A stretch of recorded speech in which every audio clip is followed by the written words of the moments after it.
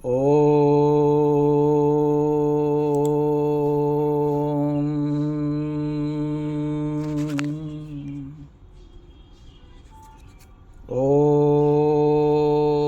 सहना भवतु सहनौ भुनक्तु सह वीर्यं करवावहे तेजस्विनावधीतमस्तु मं विद्विषावहै। ॐ शांति शांति शांति। जय जगन्नाथ। नमस्कार। आज आमे प्राणायाम विषय आलोचना करिबा। प्राणायाम विषय आलोचना करने पूर्व प्रथमे आम जानिबा दरकार प्राण एवं श्वास दुईटा अलग जिनस। आमे बहुत लोकंक भितर भ्रम धारणा थाए जे श्वासटा होची प्राण। ना, प्राण एवं श्वास दुईटी भिन्न जिनिस, किंतु ये दुईटी परस्पर परिपूरक। प्राण ही जीवन। जो ठारे प्राण नहीं ताहा कौन हो जाए? जड़ हो जाए, निर्जीव हो जाए। आम जिते लोकटे मृत्यु हो जाऊँ आम कहे ता प्राण छाड़ीगला। तेणु बिना प्राण रे बंचिबा ये भूपृष्ठ रे असंभव।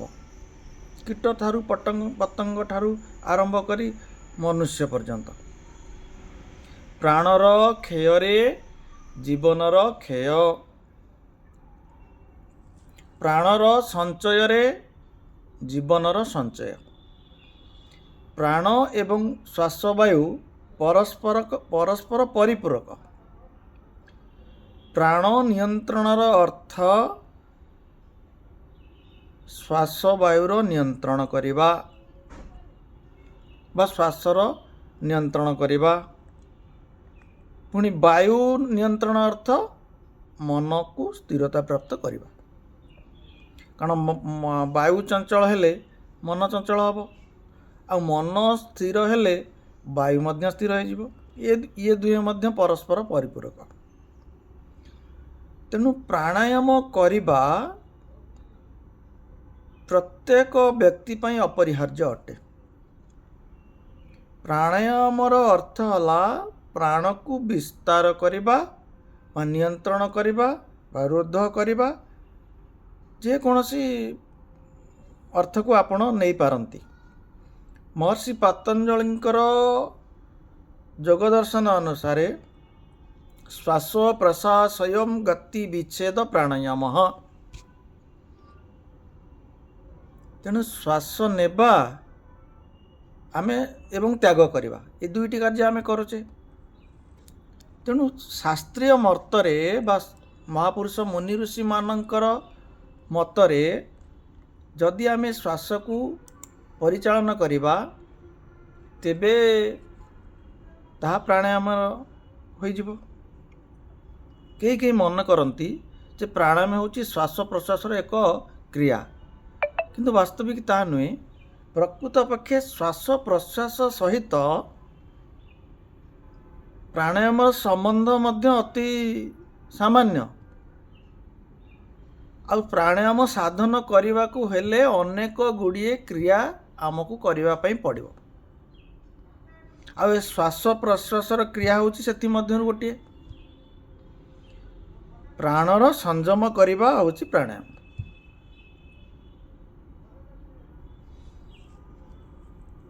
तेणु प्राणायाम को वर्तमान बहुत प्रकार बहुत ढंगरे करा जाउची।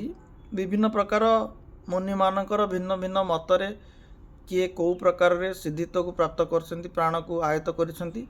विभिन्न प्रकार सिद्धि एवं वैज्ञानिक प्रणाली रे मध्य प्राणायाम को साधन करा जाई पारुची। तेणु प्राणायाम अभ्यास करिबा बा श्वास प्रश्वासर गति को भंग करी शास्त्रोक्त विधि रे नवा को प्राणायाम कहा जाउची।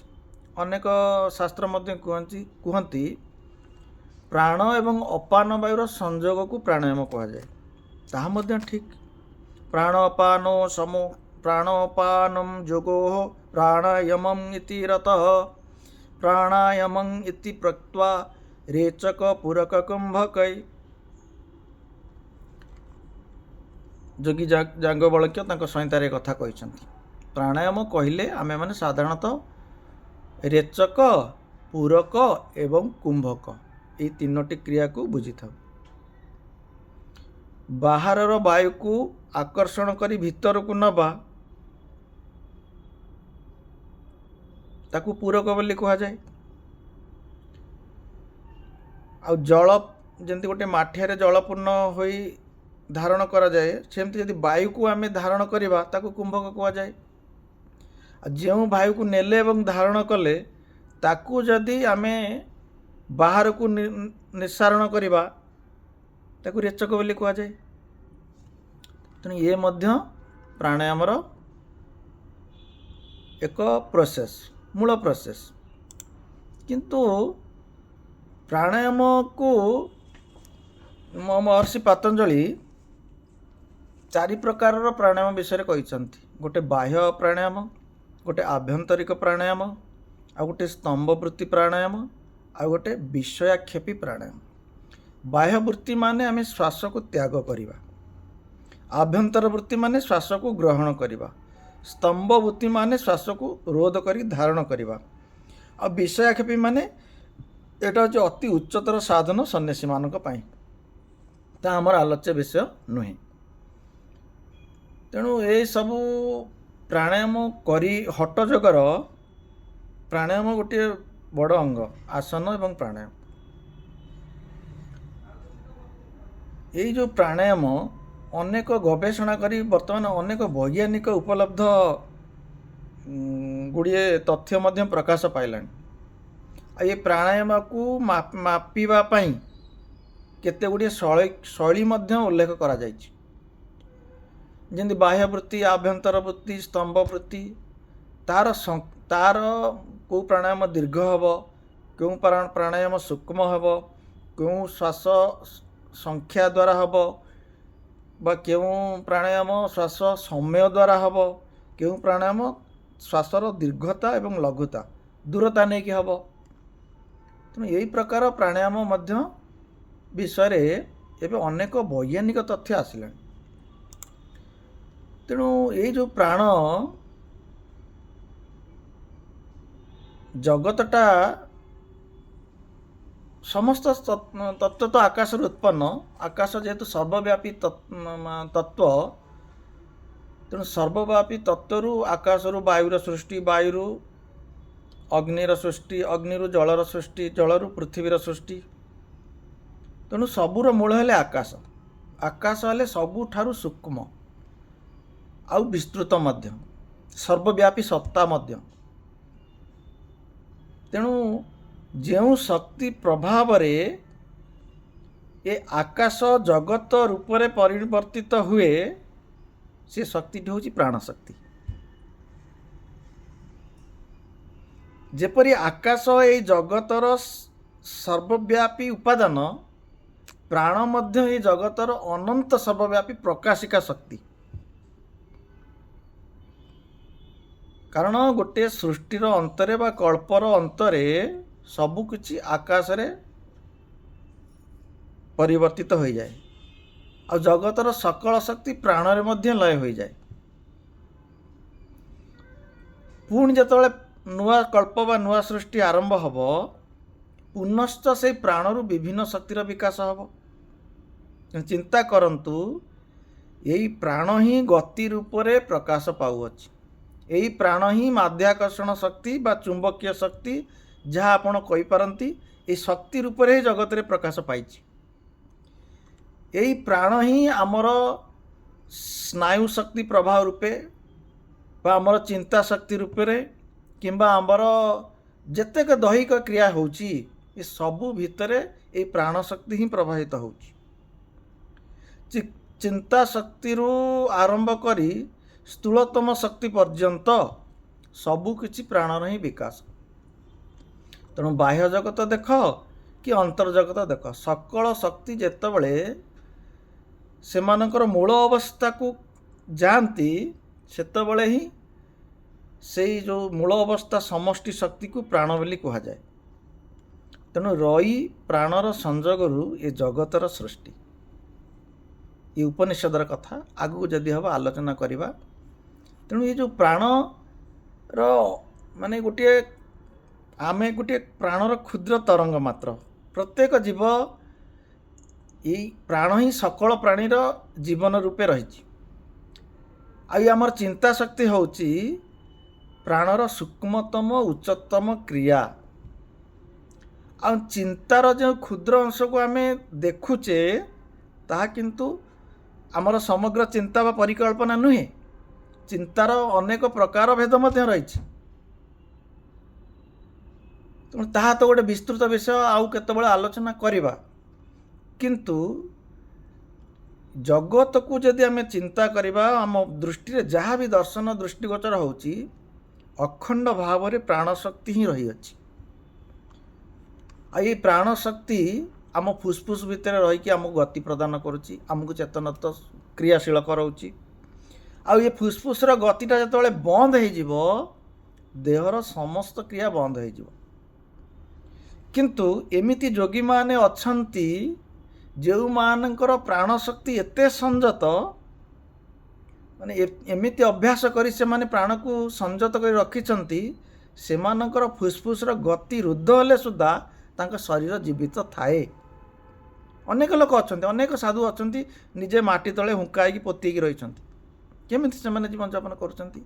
କାରଣ ସେ ପ୍ରାଣର ଅତି ସୂକ୍ଷ୍ମତମ ଶକ୍ତିକୁ ବା ସୂକ୍ଷ୍ମତର ସ୍ତରକୁ ପହଞ୍ଚି ଯାଇଛନ୍ତି। ସେ ଉଚ୍ଚତମ ସାଧନରେ ସେ ଉପଲବ୍ଧିତ ହୋଇଯାଇଛନ୍ତି। ପ୍ରାଣାୟାମର ପ୍ରକୃତ ଅର୍ଥ ହେଲା ଫୁସ୍ଫୁସ୍ରୁ ଏହି ପ୍ରାଣର ଗତିକୁ ସଂଯତ କରିବା ବା ନିୟନ୍ତ୍ରଣ କରିବା ବା ବିସ୍ତାର କରିବା। ଆଉ ଏଇ ଗତି ସହିତ ଆମର ଶ୍ୱାସ ଯନ୍ତ୍ର ଫୁସ୍ଫୁସ୍ ମଧ୍ୟ ଜଡ଼ିତ। ଶ୍ୱାସ ପ୍ରଶ୍ୱାସ ଯେ ଏଇ ଗତି ଉତ୍ପନ୍ନ କରୁଛି ତା ନୁହେଁ, ବରଂ ଏଇ ଗତି ହିଁ ଶ୍ୱାସ ପ୍ରଶ୍ୱାସ ଉତ୍ପନ୍ନ କରୁଛି। ଏଇ ବେଗ ହିଁ ବାୟୁକୁ କ'ଣ କରୁଛି ନା ଭିତରରୁ ବାହାର ବାୟୁକୁ ଆକର୍ଷଣ କରୁଛି ଏବଂ ଭିତର ବାୟୁକୁ ବାହାରକୁ ନିଷ୍କାସନ ମଧ୍ୟ କରୁଛି।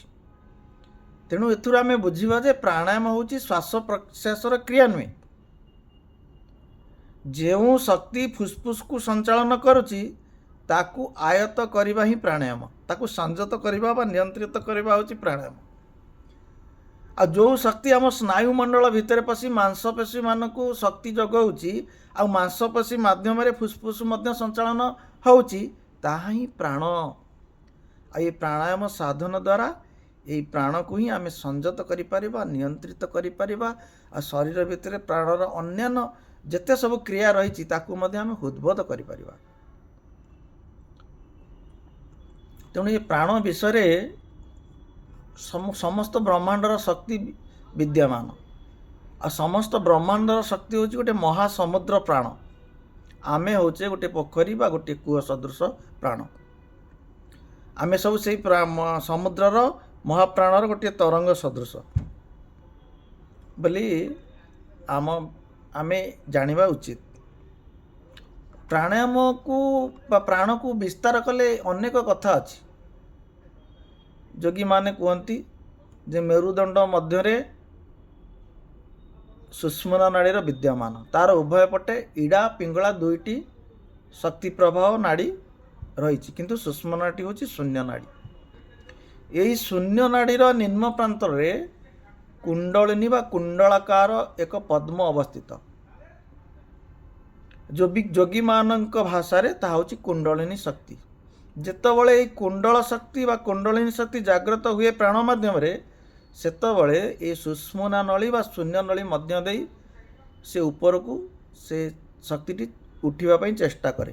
ଆଉ ସେଇଟା ବିଭିନ୍ନ ସୋପାନ ମଧ୍ୟ ଦେଇ ଉଠେ, ବିଭିନ୍ନ ଚକ୍ର ମଧ୍ୟ ଦେଇ ଊର୍ଦ୍ଧ୍ୱଗାମୀ ହୋଇଥାଏ। ଊର୍ଦ୍ଧ୍ୱଗାମୀ ହୋଇ ମସ୍ତିଷ୍କରେ ଉପନୀତ ହୁଏ। ସେତେବେଳେ ଯୋଗୀ ସମ୍ପୂର୍ଣ୍ଣ ରୂପେ ଶରୀର ଏବଂ ମନରୁ ପୃଥକ ହୋଇଯାଆନ୍ତି। ସ୍ୱୟଂ ଆତ୍ମସ୍ଥିତିରେ ବା ମୁକ୍ତତ୍ୱରେ ଉପଲବ୍ଧି ହୋଇଯାଆନ୍ତି। ତେଣୁ ସେ ତ ଗୋଟେ ଆଗକୁ ଆହୁରି ବିସ୍ତୃତ ଭାବରେ ଆଲୋଚନା କରିବା ଏ ପ୍ରାଣ ବିଷୟରେ। ହରି ଓମ୍ ତତ୍ସତ୍।